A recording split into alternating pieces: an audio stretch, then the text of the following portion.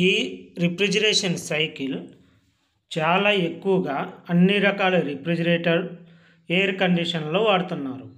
ఒక గ్యాస్ లేదా లిక్విడ్ తన చుట్టూ ఉన్న వేడిని గ్రహించగలిగే లక్షణం దీని ప్రధాన సూత్రం.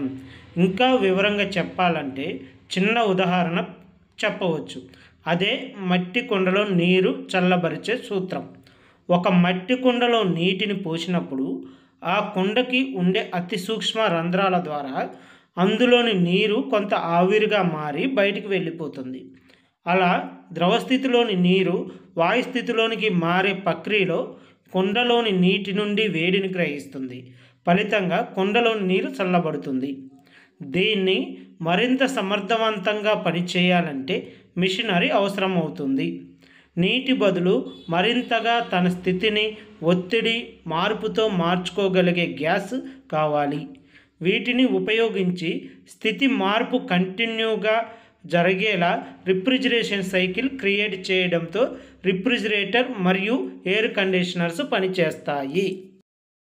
మనం ఇప్పుడు ఈ రిఫ్రిజిరేషన్ సైకిల్లో ఉండే పార్ట్స్ గురించి తెలుసుకుందాము. First compressor, condenser, liquid receiver లేదా ఫిల్టర్, ఎక్స్పాన్సివ్ వాల్వ్, ఎవాపరేటర్ లేదా కూలింగ్ కాయిల్స్. మనం ఇప్పుడు రిఫ్రిజిరేషన్ సైకిల్ గురించి తెలుసుకుందాం. ఎవాపరేటర్ నుండి కంప్రెసర్కి వచ్చే లైన్లో ఉండే రిఫ్రిజిరెంట్ గ్యాస్లో ప్రెజర్తో ఉంటుంది. కంప్రెసర్ ఇన్లెట్ ద్వారా కంప్రెసర్ ఛాంబర్లోకి వెళ్ళిన గ్యాసు హై ప్రెజర్కి పెంచుతూ ఆ ప్రక్రియలో గ్యాస్ టెంపరేచర్ను కూడా పెంచుతుంది. ఇలా ప్రెజరు, టెంపరేచరు పెరిగిన గ్యాసు తర్వాత కండెన్సర్ లోపలికి ప్రవేశిస్తుంది. ఈ కండెన్సరు ఒక హీట్ ఎక్స్చేంజర్ కాబట్టి గ్యాసు ఎక్కువ టెంపరేచర్ ఉన్న మీడియం నుండి తక్కువ టెంపరేచర్ ఉన్న మీడియంకి ట్రాన్స్ఫర్ అవుతుంది. ఈ కండెన్సర్లో ఒక మీడియంగా రిఫ్రిజిరెంట్ అయితే రెండో మీడియంగా ఎయిర్ కానీ వాటర్ కానీ అవుతుంది. ఫ్రిడ్జ్లలో ఎయిర్ని కండెన్సర్ మీడియంగా వాడుతారు. అంటే ఈ రిఫ్రిజిరెంట్ కండెన్సర్లోకి రాగానే అది చల్లబడుతుంది. అంటే దానిలోని హీటుని ఎయిర్ లేదా వాటర్ గ్రహించి వేస్తుంది. ఈ ప్రక్రియలో వేపర్ రూపంలో ఉన్న గ్యాస్ కండెన్సింగ్ అయ్యి లిక్విడ్గా మారిపోతుంది. ఇది హై ప్రెజర్తో ఉండే లిక్విడ్గా మారి ఒక చిన్న పైపులా ఉన్న రిసీవర్లోకి చేరుకుంటుంది.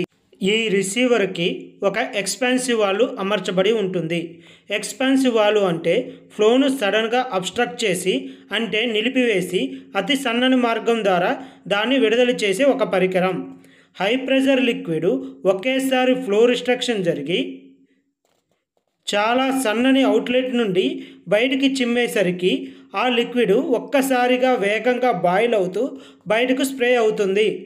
అంటే అలా బాయిల్ అవుతూ బయటకు అంటే ఎవాపరేటర్లోకి స్ప్రే చేస్తుంది. ఈ ఎవాపరేటరు కేవలం ఒక కాపర్ ట్యూబ్ మాత్రమే. ఇది ఏ మీడియంను చల్లబరచాలో దాని చుట్టూ ఒక కాపర్ ట్యూబ్ చుట్టబడి ఉంటుంది. లిక్విడ్ ఈ ఎవాపరేటర్ ట్యూబ్లోనికి బాయిల్ అవుతూ ఆ ట్యూబ్ చుట్టూ ఉన్న వేడిని గ్రహిస్తూ పోతుంది.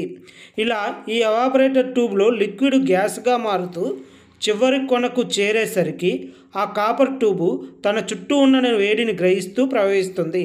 అంటే ఎవాపరేటర్ దేని చుట్టూ అల్లుకొని ఉంటుందో ఆ ప్రదేశం చల్లబడుతుంది. దాన్నే చిల్లుడ్ ఏరియా అంటారు. ఇలా ఎవాపరేటర్లోకి వచ్చిన లిక్విడ్ గ్యాసు ఎవాపరేటర్లో బాయిల్ అవుతూ ఎవాపరేటర్లో తిరుగుతూ లిక్విడ్ గ్యాస్ వేపర్ గ్యాస్గా మారి మళ్ళీ కంప్రెసర్ ఇన్లెట్ ద్వారా కంప్రెసర్లోకి వెళుతుంది. ఇలా ఈ రిఫ్రిజిరేషన్ సైకిల్ ఇలా కంటిన్యూ అవుతూనే ఉంటుంది.